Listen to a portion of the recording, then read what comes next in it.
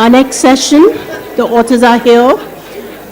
Navigating Modernity, we have Pratap, Bhanu, Mehta, Ravikant, Shobhaa, Christophe, Jaffrelot in conversation with Pragya, Tiwari. Let's welcome all of them on stage for this session. Come here.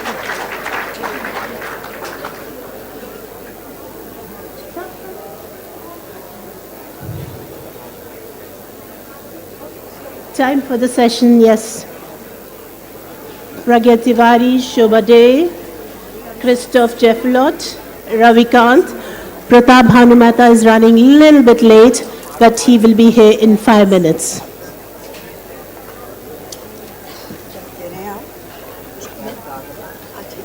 Tell us where you want us to be. Anywhere. Maybe you should be in the center. Yes, I think so. Sir, could I help you with that?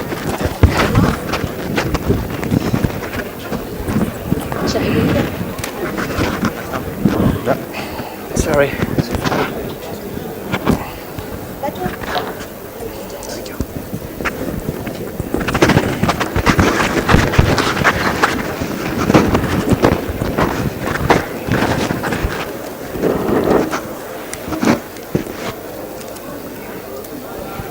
Are we ready? And before I forget, I just want to say this session is sponsored by Amway. Bye. Couldn't hear it.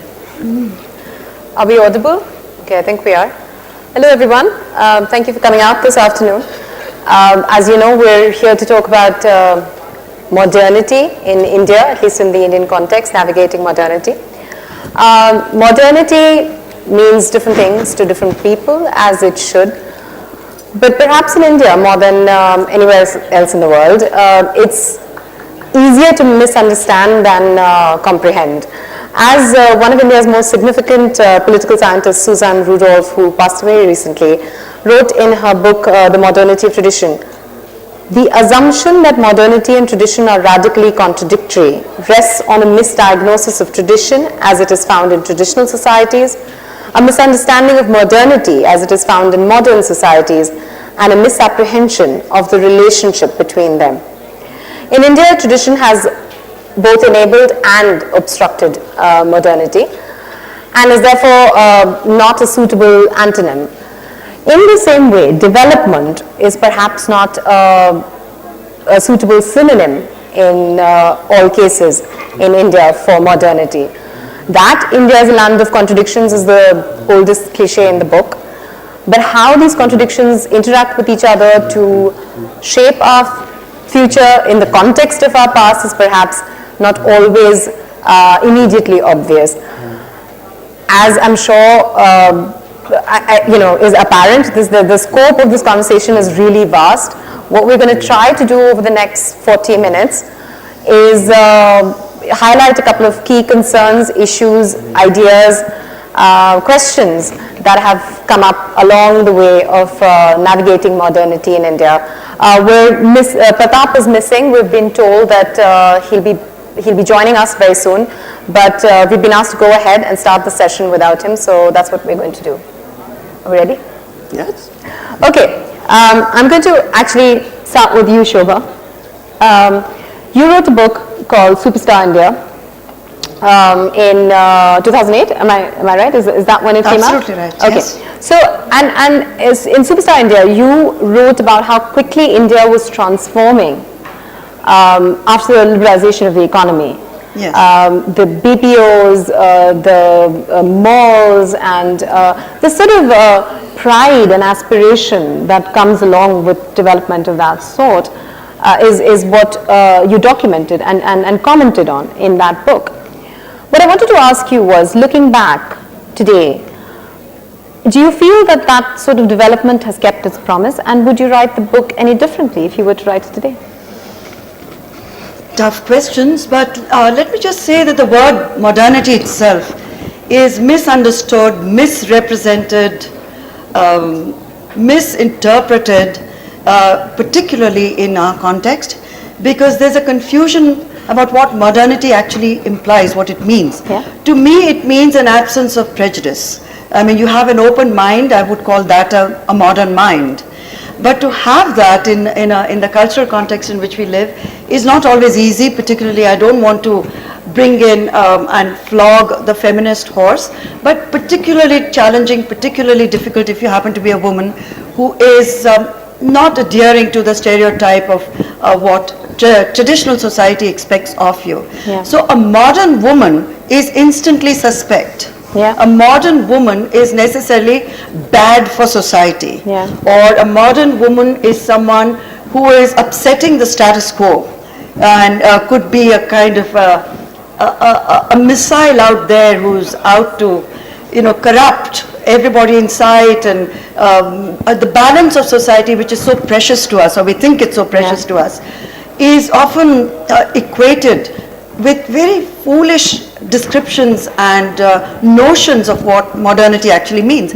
Modernity, very simply, is equality and opportunity, and a culture in a country that recognizes that in a very basic, fundamental way is a modern society, a country, culture that respects its women, its men, its children, its classes, its castes, is a modern society. Yeah, but we're a long way from there. It's the mall as a symbol of modernity, and which is a scary thing for that to be the new temple that young aspiring India believes that if you want to be modern, you have to wear designer labels and you have to be seen sort of aimlessly strolling around in malls, looking at things that you may or may not be able to afford, or speak a certain cool language, or be some global, but not in the right sense global, but only in a very superficial cosmetic sense global.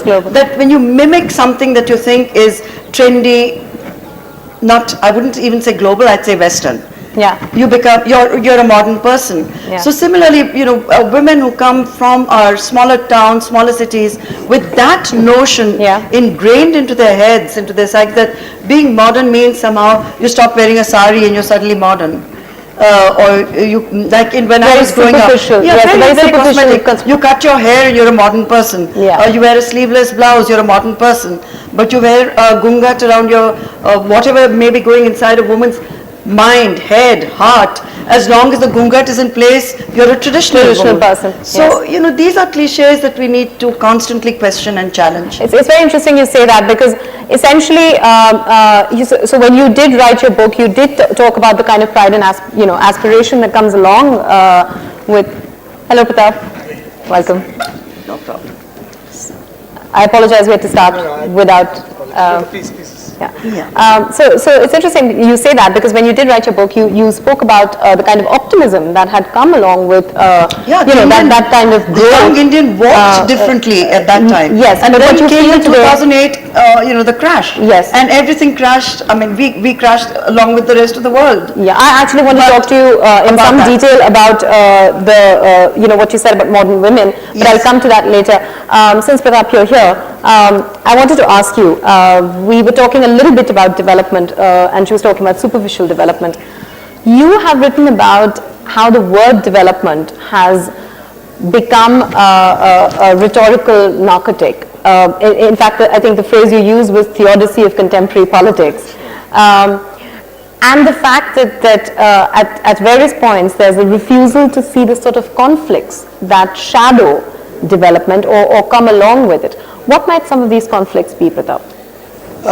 Self-catchment. I think when we are talking about modernity and development, right, we are fundamentally talking about two very contradictory experiences at the very highest level.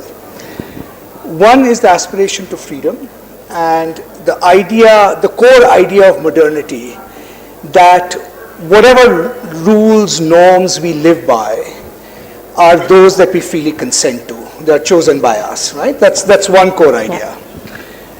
The second aspect of modernity that goes along with this is the development of incredibly complex organizational forms, capitalism, nation state, right? Which paradoxically can also reinforce a feeling of powerlessness, right? So the normative aspiration of consent on the one hand, On the other hand, the experience of inhabiting institutions you cannot control, institutions in which you have no voice, right? And in that sense, I think both sides of the tension are very real experiences of modernity, right? And so one very fundamental conflict is between these two experiences. How do we reconcile our aspiration to freedom, the aspiration to live in a world in which we think we have participated in the making of that world, on the one hand, and on the other hand, right, this idea that institutions are given to us as external facts, that we have no choice but to accept that power, right? So that's sort of one kind of underlying sort of pathology. The second, I think, axis of, in a sense, sort of conflict, which has always been there in every society, which is the conflict around distributive justice, right? There is a particular distribution of privileges and property relations in any society, right? And the question we ask is that distribution of privilege acceptable to all those who live under that order of privilege and structure, right? This is an old story. It's argued is articulated often as the conflict between the haves and the have-nots. But I think the moral aspiration is deeper. Do we have an experience of a social reality where we can say that this structure of distribution is something that we would all consent to, as it were, freely? So I would begin with those two, and then, of course, I think almost all the other demands that people make in terms of inclusion, participation, justice, they can all in some ways be traced to these fundamental kind of moral aspirations. You know, one of the other things that, Pratap, I think you've written about, and correct me if I'm wrong, is this sort of crisis of masculinity, crisis of confidence that comes out of the kind of development that's been aided by the liberalization of economy, by reservations and the competition that comes along with that. I actually wanted to take off from that point and ask you, Christophe, could it be possible then, you've written extensively about the Sangh Parivar and the RSS, and as you know, certain organizations within that umbrella organization, certain bodies within that umbrella organization have been opposed to these very aspects of development, whether it was the opening up of the economy, the rise of the middle, which led to the rise of the middle class, reservations, etc. But if one were to agree that a kind of crisis of masculinity, crisis of confidence arises out of or shadows this sort of development, and that then lends itself well to the to identity politics in India, then the Sangh Parivar is also perhaps one of the greatest beneficiaries of this kind of development. Well, before responding to this very good question on the paradox that you are highlighting, I'd like to preface my response by a quick definition of what I mean by modernity and even more modernization, because it's a process. Please, really. yes. Yeah. And I think it implies a reform of society, a reform of the mindset of society as well. And in a society like India, it implies some borrowing from the West, inevitably. And the values we have referred so far have been invented somewhat in the West. But it's not Westernization only. It means appropriation of these values and vernacularization of these values. So it's a very complex alchemy, and I think RSS indeed is very good as an example of this alchemy. It borrows its idea of the nation from the West. And Golwalkar himself, in his first book, quotes only Western political theorists, Bluntschli, Gombrowicz. RSS is in a way modernizing India by borrowing the idea of the nation to the ethno-nationalist tradition of Germany. But of course, it vernacularizes this by mixing these imports with Hindu ideas of samskars, Sanskritization. It's a very Brahmanical way of putting things, but it's Hindu. Or the Guru Shishya Parampara, and it's very much there in the RSS, and the Rajsharak is somewhat the local Guru and the Shaka. So it's a mix of both, and it's a very good example of what is modernization. I mean, it is typical of this mixed alchemy. So yes, the question, the products that you raise is...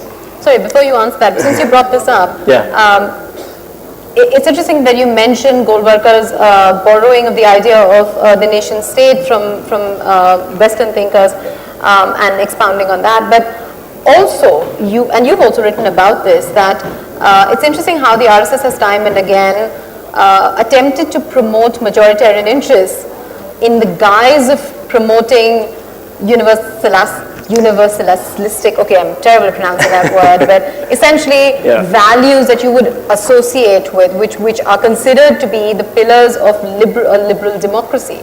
And how they have come to believe that democracy in a country like India can only further what their interest and what their project is. So, and of course, in the mix are what arguably somebody like Vivekananda would have called the more primitive aspects of religion, beef bans and yatras, etc., etc. So yes, since you were commenting on that, I wanted to also ask you if you find that this combination is rather unique to, or do you find, reflections of this elsewhere as well? Shall I respond to the first question too? Yes, I'll condense the two responses. The paradox you mentioned is very interesting because indeed RSS leaders in the 90s were for Swadeshi, were not for globalization. And globalization resulted in the making of a middle class that became the main supporter of BJP, and therefore they benefited from what they did not want to happen. This is the paradox. But it's not a contradiction, and there is a difference between a paradox and a contradiction, because the paradox is somewhat productive. Well, it's only a paradox because the middle class that has been generated by development is an upper caste middle class that shares with the Western middle class at least two sets of values. Inequalities are inevitable. That's something you would find on both sides, caste and class, so to speak. And secondly, when positive discrimination goes against or develops at the expense of merit, then it's not good. And that's something you would find among the American Republicans, as well as among the BJP supporters. So the paradox is therefore somewhat easy to solve. There are affinities, and the spirit of capitalism and the spirit of the Shaka, so to speak, have something in common. Now the question of majoritarianism, well, this is the order of the day everywhere. I'm coming from a country, France, which is facing its own brand of majoritarianism. The US are facing a very similar race-based brand of majoritarianism. Minorities are at the receiving end everywhere. And of course, in South Asia, India was the only country, really, supporting for 60 years a multicultural tradition in polity. Is it the end of the story? Have we indeed reached a turning point with beef ban, God of Yapsi, love jihad, whatever? I would dare to say that it's too early to say, too early to draw a conclusion for two reasons. First, this majority is still very divided along caste lines, look at what is going on in a place like Hyderabad today and all over the country after that. Well, it's not so easy to build this majority. That's what the BJP tried after Mandal, and we see that it has not succeeded fully. And secondly, there are many people who are very attached to what is the identity of South Asia at large historically, This is the culture of diversity. This is a culture where spirituality is above religion. This is what I call a dargah culture. You go to a dargah and you're not there as a Muslim or Hindu, you are there as a devotee of some spiritual master who died 10 centuries ago. So this is unique in the history of the world. This is a unique asset to which many people are attached. Sorry, quickly before we move on, one related question. What about the modernization of the RSS itself? It's an organization that was founded in 1925, if I'm not mistaken. Yeah. And the initial idea was that it was founded as in their own words, an organization of the society. They believe and continue to believe that India is a Hindu Rashtra. They define Hindu in ways that perhaps are not immediately obvious, but that's another conversation for another time. But you know, the initial project was somewhat simpler, that India would consolidate as a Hindu Rashtra, and the means taken for that would be the sort of socio-psychological transformation of Swayamsevaks who attend shakhas, and it would become a homogeneous Hindu Rashtra with homogeneous values through that sort of crucible. But over time, as the Sangh Parivar has grown, there are many different bodies that are part of the organization now, that are part of the umbrella now. They're fairly autonomous. They recognize cultural and social specificities, and now it can be argued that the project remains the same, but the route to the project has perhaps become that, you know, these fully constituted groups be incorporated, be reframed into one sort of, you know, loose socio-political formation, which would be the Hindu Rashtra. And can this be called the modernization of the Sangh itself? Oh, yes, but up to a point, because this is a challenge. This is clearly a challenge. The Shaka model was indeed simple and can be sufficiently adapted to diasporization. For instance, you have cyber shakas now. You can be on a shaka just virtually on the net. So they have surmounted this difficulty of lifestyles and the diaspora, the growth of the diaspora. The way the Sangh Parivar has started to mirror society with so many offshoots representing so many sectors of society, that's a different story. Because when you have the BMS for the workers, the BKS for the Kisans, so many organizations. Samajik Samrastha Manch for Dalits. We will find dozens, in fact. How can you reconcile the interest of these groups when the policies of the government are going against the interest of these groups? And it's a new challenge, because never before the BJP was in a position to implement its agenda, and therefore they have to keep on board groups and offshoots of the Parivar which may not agree with the policies. So let's see whether this is something they can surmount. In any case, they'll have to surmount something much more complicated. Never before it has been a one-man show. Well, yes. Okay, very quickly, Pratap, I wanted to, speaking of this non-individualistic form of democracy that is promoted by certain organizations, you have written a book called The Burden of Democracy, and you know, to give a one-line summary, which is a terrible thing to do, but one must. Pratap writes about democracy as a sort of bold, modern idea, somewhat impeded in parts by the lack of equality, the lack of accountability in India. So taking off from that, I was curious to know your thoughts about how you feel social and political modernity feed off each other in India, in the context of the Indian democracy.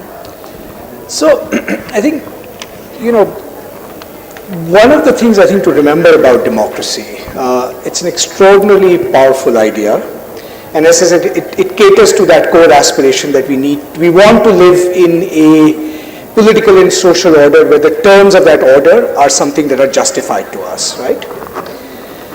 But democracies have been pretty bad at two things. One, democracies have actually been very conservative forces globally. In the 19th century, when people debated democracy, they thought if you introduce democracy, two things will happen. First of all, the poor will vote out the rich, right? That was the first sort of fear about democracy. It would upset property relations, so on and so forth. And the second, as it were, fear of democracy was how would democracy be reconciled with diversity and multiculturalism? Now, democracy has done relatively better on the second than the 19th century feared. But one of the reasons there was this massive buy-in to democracy, globally, right, is because elites recognize that the organizational forms of democracy and the ways in which powers are organized in democracy through parties, elections, and so forth, actually does not challenge their power, right? So you might say democracy grows because it serves the interests of power, right? That's one way in which sort of there's a kind of limit to democracy and why a certain kind of dissatisfaction. The second and most important one, and this is again true not just of India but of the United States as well, just to take an example. Every democracy, in a sense, is introduced in the context of a particular original sin of that society. In the United States it was race, in India it is caste. And democracies have been extraordinarily slow at overcoming the legacy of that original sin. You know, in the 18th century, Adam Smith actually predicted, right, that a democracy would be the last country to abolish slavery. And it took a civil war to do that in the United States, right? In India, democracy allowed for a certain kind of churning of political power. Clearly, it is a much more and more deeply representative democracy, right? But whether that representation has translated into the ethical promise of democracy, namely the promise of living in a society where relationships are based on reciprocity and equality, right? That gap still remains deep and profound, right? So in a way, and what elites have in a sense done, that as democratic spaces have become more representative, they have in a sense turned their attention to other institutions, right? So you this interesting phenomenon of kind of post-democracy where courts, regulatory institutions, right? Precisely those institutions that are not representative in this deep sense actually become much more powerful conduits of power.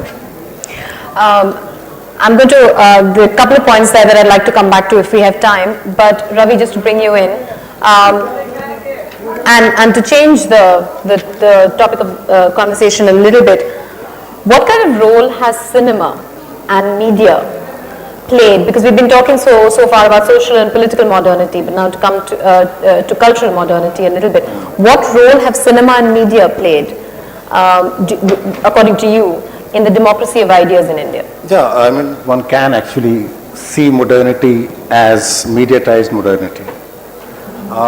For example, let's think of our relationship with time. How do we understand time? How do we relate to time? How do we measure time, right? Modernity to me means reducing the measurement to the smallest little denominator, down to the seconds, right? Not looking at the stars or the moon or the sun and telling what time it would be in the day or in the night. I think media actually disciplined people.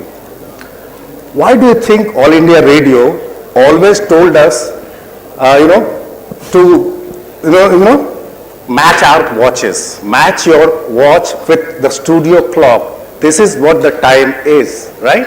And we all did that. I mean, until very recently. Now, of course, everybody has multiple watches and all the gadgets that we own, right? But it also served a purpose, right? Cinema started at 3 o'clock, at 12 o'clock, at 6 o'clock, so it disciplined.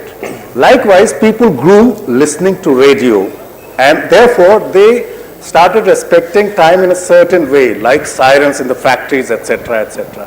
So modernity, that relationship is in everyday terms, in the terms that David Arnold, for example, has written about everyday forms of technologies, like sewing machines, like rice mills, like cycles, etc., etc. But I would agree with the panelists that it has been a hard-fought struggle. It is a process that is incomplete. It is a process that we are still fighting with new gadgets that are already postmodern. Let me give you just one example, right? Phanishwar Nath Renu, a story writer from Bihar, North Bihar, a socialist, he wrote a story called Punch Light. The name itself is very interesting. It's a Petromax that a caste panchayat in a village has gone to the bazaar to buy and comes back. So he describes the enthusiasm. It's the have-nots who are going to have a delight. They also call it delight.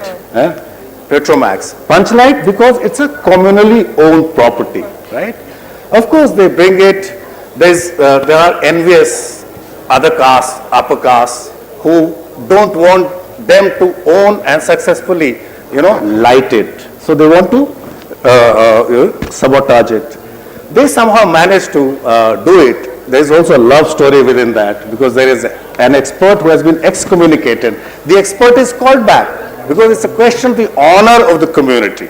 So the person comes back and he lights, and then after that he is also invited to the dinner of the girl's father, who also happens to be the chaudhry of the, call it non-upper caste. Okay, so it's a very difficult, look at, it's a very violent process. Look at cinema viewing experience, right? We assume that it modernized us and democratized us. As a space, how unhygienic, right? Till recently, our cinema halls have been. Madhuri, Hindi Film Magazine, actually launched a whole campaign in the 1960s and 70s, asking people as citizen journalists to report on the state of cinema houses in their different localities. And people complained. People, spit anywhere. They, indulge in catcalls. They don't let you watch films, etc., etc. Not only that, if there are bureaucrats, like in the film Raja Babu, right? You remember Govinda, who asks a particular song or a particular reel to be played and replayed several times. During emergency, there were Babus who asked, who came late and occupied all the seats, and they started the film again. So this kind of, institutional sabotage that, our esteemed panelists have been talking about. That's why when you ask Dalits today, students today, Dalit students especially, they say, we have got power now. Land we never had. Mobile, even we have. So we have got a voice because, media was capital intensive. It was under state control, which is not the case. I think things are changing and changing very fast. I'm going to interrupt you for just a second over there. It's interesting that you say that. I'd like to ask a follow-up question because it is possible to argue, and it has been argued, that the debates that we've been having about ourselves, at least in the recent past, are becoming increasingly homogeneous, monotonous even. And amidst this sort of frozen polemic of left and right, a kind of a parochial reading down of history, dumbing down of mythology, the avenue for new ideas is shrinking. And new conversations are shrinking. But you talk about, technology, the enabling powers of technology. So I wanted to ask you, what is your take? Because it's also possible to argue, like you say, that liberalization and technological advancement have in fact encouraged new and diverse ideas to surface. What is your take on both these sides of the debate? I think we can link it. You see, modernity is also the story of modern languages. Languages that could actually make this transition into capital-intensive print. Those who could buy very expensive printing machines, those languages actually became modern languages. The rest became dialects. That's a very clear story. The more new kinds of technologies develop, right? You can have even the dialects becoming languages back again, for the simple reason that the dialects that did not have scripts or did not have a lot of printed material, right, in its repertoire, even those languages can now exist as spoken digital languages. You don't need a script, you don't need a printing machine. Everybody is an author. Everybody is actually a producer, and you can see the result of that. Failure of modernity also to some extent is the failure to engage with the vernacular in any true sense of the term. I hope, Yes, my of fellow course. panelists would agree with this. Yes. We are only beginning to engage with it in any serious sense of the term, right? 60% of the students in Delhi University are Hindi medium students, more now, right? That's a place I come from, so I know that university. Yet, it is still a struggle. People don't have resources to teach from. Teachers struggle every day to teach history in Hindi. What kind of modernity have we created? Thankfully, people can help themselves. They will translate Christophe and Pratap and Shobhaa. And they are doing that. Because they can go on depending on the state. State also controls people. That's the problem. That is. Shobhaa, you, one of the things that you brought up in the beginning, two things. There were two threads that you sort of started when you were answering the first question. I'll come to the second one about women later. But for now, you spoke about how the debate that we've been having about freedom of choice and freedom of expression in this country over the last couple of months, particularly over the last couple of months, and we've been having this debate for years, how that might be slightly exaggerated, but the anxiety behind those kind of proclamations or the kind of debate that was generating, that was real. What I wanted to ask you was, as somebody who spoke about it every now and then, and also had to, at least in my opinion, had to suffer a disproportionate backlash at various points. Do you feel that there is ample space to try and make sense of this anxiety that you speak about, to air it, to actually have conversations and resolve it? Completely. Anxiety is good. A complacent society is boring and generates nothing, no fresh ideas, no turmoil. So the whole concept of anxiety and what the present scenario has thrown up is excellent. You're talking about shrinking spaces and shrinking conversations. I don't think so at all.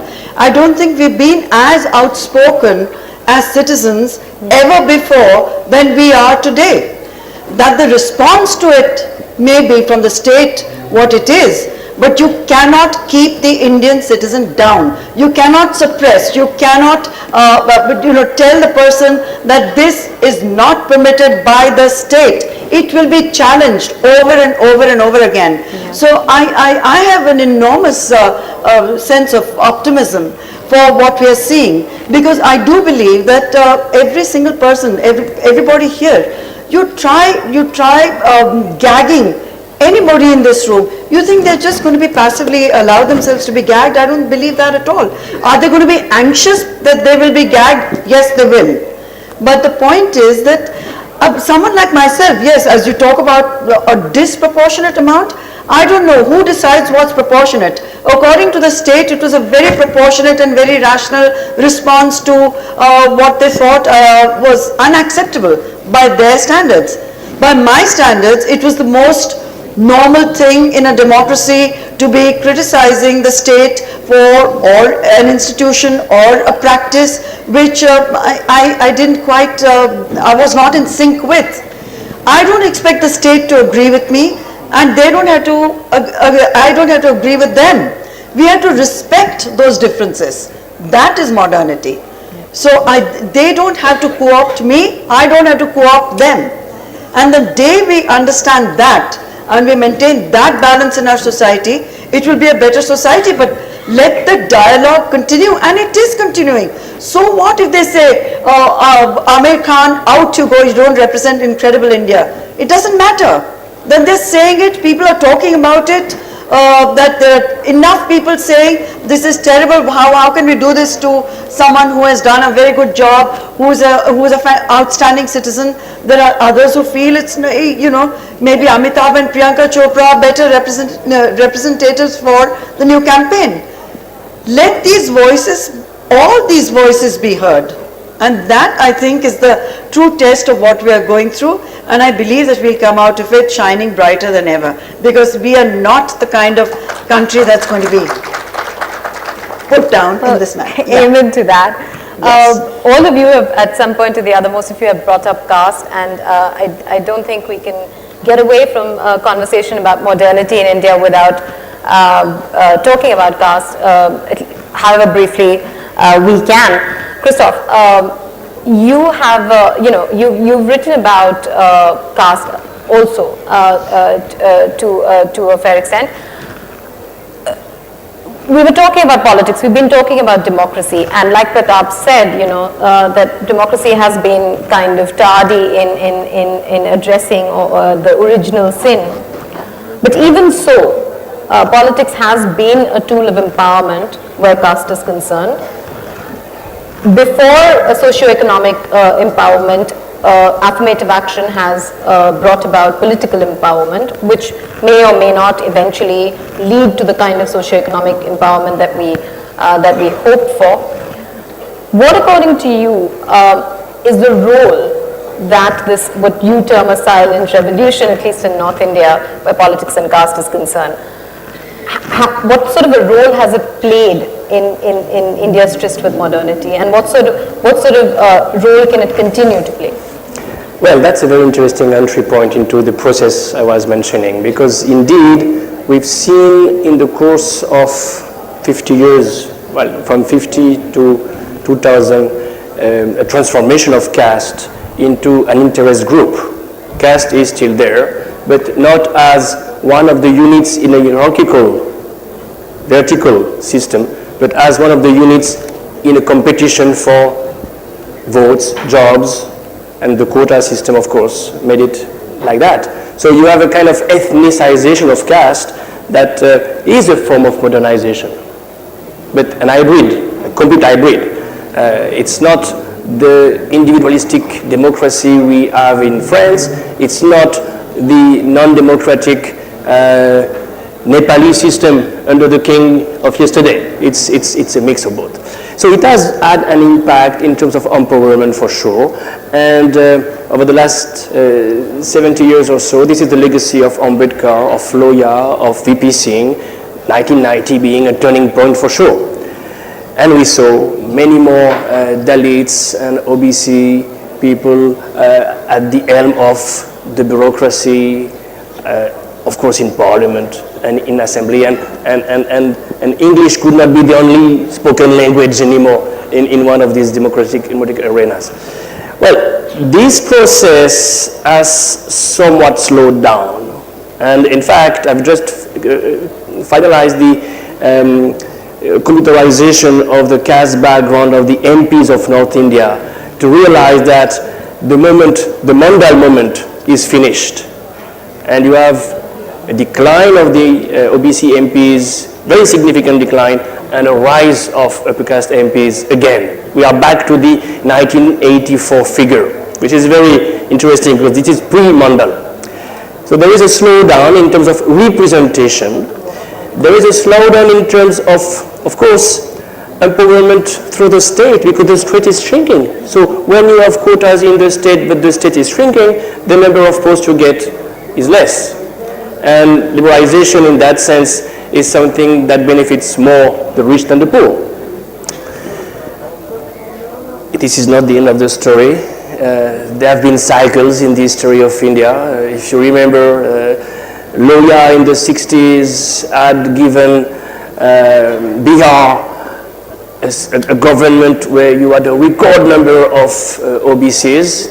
Then there was an upper caste backlash. Then there was 77, Karpuri Thakur. Then there was, so the next cycle may be starting now. We'll see. We will indeed. I quickly wanted to ask you, Shobhaa, because that came up in the beginning and we didn't get a chance to discuss it at that point in time. Moving from caste to gender, you spoke about how there exist stereotypes of what a modern woman is and what a traditional woman is, and at least in terms of gender, modern has often been used as a pejorative term. वो तो modern लड़की है या वो modern हो गए हैं, etc. You've written and you've navigated modernity as a woman. You have observed and written about women navigating modernity. What are some of the changes that need to take place? And you touched upon this, but I'd like you to talk about it a little bit more in order for it to become easier for women to navigate modernity and continue to navigate modernity in India? Well, society at large is not going to make it easier for any woman to navigate that easily. That's a given. And one shouldn't even expect it or start the process of navigation with that as the premise. But I would say something quite significant has happened, and I'd like to give the example of what Sunny Leone has just gone through. And the response to what she went through is a very big flag post, I would say.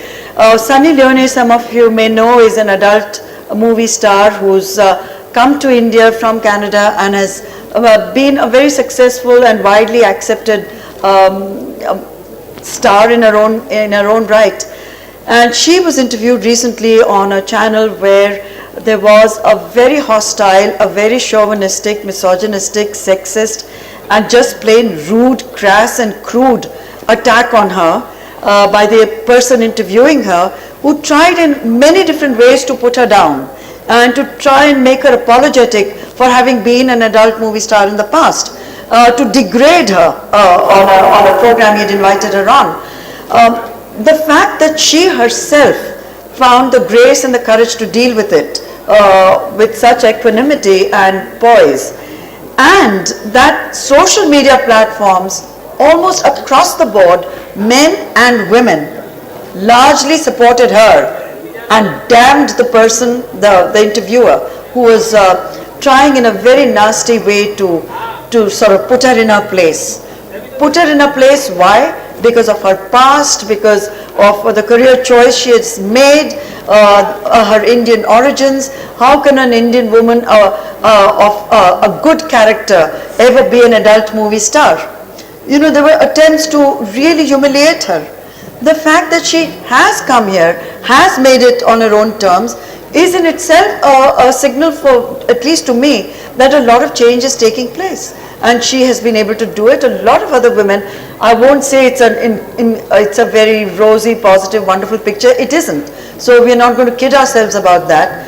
But the change and churn are indeed taking place, and taking place, well, slowly, but that the process is there, the acceptance. You have to fight for it, you have to fight for every centimeter of these hard-won victories. It's still a fight worth fighting for, right? Of course. Definitely. I mean, I don't think any man or woman would say, oh, don't fight, just lie back and endure it. Not at all. That time is over. Yeah. You know, it's now. And every woman is fighting for just that. Yeah. Her sense of self, the integrity of her person. And I don't think, there is going to be resistance, but I think, I sense a tremendous kind of awakening, I would say, or an awareness within our women, which is saying, you know, enough, really. And to me, that is a very, very encouraging sign for the next generation of women who may not have to struggle with the sort of idiotic, stupid, foolish, superficial, nonsensical issues that someone of my generation had to put up with, really put up with. And it was aggravating and annoying because it just sapped so much time and energy. Instead of just letting us be, to express ourselves the way we wish to try at every step to put you down and say, you're a bad woman because you're doing things that society doesn't approve of. The hell with society. Some of us could say it, but most of us couldn't. What happens to those who couldn't say it? What happens to the millions even today who are silenced, who can't say it? That is what we need to confront more than exceptions like myself. I mean, I had the resources, I had the support of my family and others to take on the environment that, as you referred to it earlier, and to fight it in the right way in a democracy, to move the Supreme Court. I have faith in the judiciary, but how many other women in far worse situations have the same opportunities and options? They don't. Yeah. But that doesn't mean the fight has to end. It continues, and it continues not in a martyred way, not with victimhood as a badge of honor that women are expected to wear, because the minute you start behaving like a victim, you're going to be treated like one. Just be yourself. All you need to do is not even demand equality, just take equality for granted, because that is what a fair world is about, that we are all the same and we have the same opportunities and the same dignity, we are entitled to it. Absolutely. That deserves the applause. You spoke about the reaction to the Sunny Leone interview in social media, and this is one instance of social media. To some extent, one can debate how representative it is of the larger mindset of the Indian population, and what but at the end of the day, you're right, you're absolutely right, that in this one instance it was a sort of enabler of a more progressive way of thinking about that interview and critiquing that interview. But Pratap, you've written very recently, in fact, you've written about, very wonderfully, about the corrosion of language and a build-up of resentment. And one can't help but think that social media is also perhaps enabling that. But is there more to it? Is it also the nature of politicization, or a couple of other factors you feel that are feeding into that? I guess a couple of quick points. So, one of the interesting puzzles and challenges of our time, right, which I think cuts through almost all the discussions we are having. I mean, I do agree with Shobhaa that I think the energy from the ground is towards a more liberal direction. The momentum of that change is going to be very hard to resist, right? But I think two things are happening in the process which are making life more difficult for us. The first is around this idea of public opinion, right? So institutions, political structures, and we as individuals also respond to public opinion, right? Yeah. The puzzle is, what is this thing called public opinion and how does it come to be constructed, right? Is it a reflexive concept, which is, if enough people believe that something is public opinion, it comes to be public opinion, right? We don't have polling, so you can't go down that way, and that's a pretty fraught conception of public opinion. So partly what's happening in the public space is a competition. I mean, it's almost like the kind of, the chaos in the French Revolution, where somebody stands up and says, I speak for the people, right? And the only way you can, in a sense, legitimize your credentials is by speaking sort of louder than everything else, because we have no other way of capturing. Actually, politicians are very unsure these days what public opinion is, right? And in that process, I suspect we are actually misrepresenting what real public opinion is. Every election is telling us that, right? Yeah. Okay? So that's, I think, one challenge, which translates into a very specific institutional formation, which is, you don't create sort of tolerant societies, or rather, one way of creating a tolerant society is by sending a very clear signal to the intolerant that this stuff is not allowed around here, right? There's a social disapproval of that. No society that has produced toleration has done without an element of that, right? And if you are unsure where public opinion stands, right, then you are also less likely, or let's put it this way, more willing to put up with a certain kind of intolerance. Our problem, I'm not worried about majority sentiment. I think majority sentiment in India is in a very powerfully liberal direction. Mark Twain once said that Americans had the freedom of expression and the good sense never to use it. The deep point in that was, we are at that moment where traditional means of social control are all fraying and diminishing. So you will see a lot more social conflict. I think that churning is in a sense real. What you need is for institutions to be able to tell people, right, that we will protect you in the exercise of your rights. And all we need is a simple charter. If any political party, we meander around tolerance debates, ultimately it has to take an institutional form.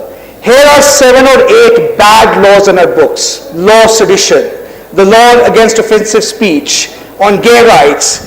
Any party that stands for freedom must sign on to a charter saying we are going to repeal these 6 or 7 laws. That's what we need, rather than a kind of psychological debate around, tolerance and intolerance. Yeah.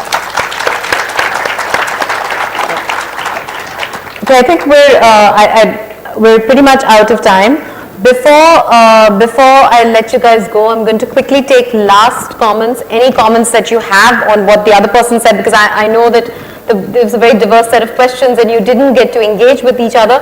But also, if you can think of a couple of ideas that you feel, like Pratap said, a couple of changes, couple of ideas that are going to further enable progressive modernity in India, what would those be? We can start with Ravi and then go along quickly. Yeah, no, sometimes while celebrating the freedom that we have on the social media, I also sometimes worry about the kind of, violent domination that exists in the society. We reproduce there.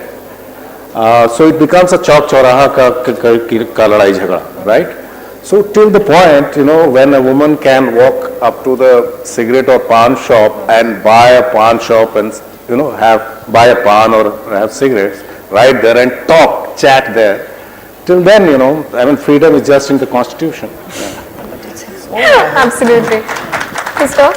Well, I would support the proposition by Pratap. I would add two things, a Lokpal, a proper Lokpal, and one in each state as well, and an RTI commissioner who is really independent. Absolutely, cannot agree more. Shobhaa?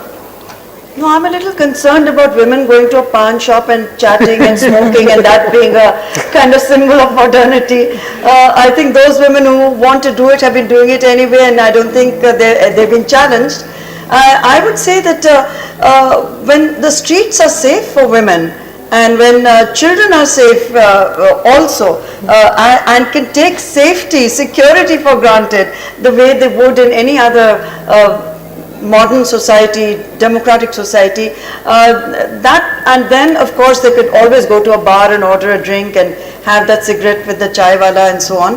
But let's get the priorities in place first. Let's really aim for safety and security of our women and children on a war footing. To me, that is a priority. Any last thoughts, Pratap? I guess the last one is a very quick story.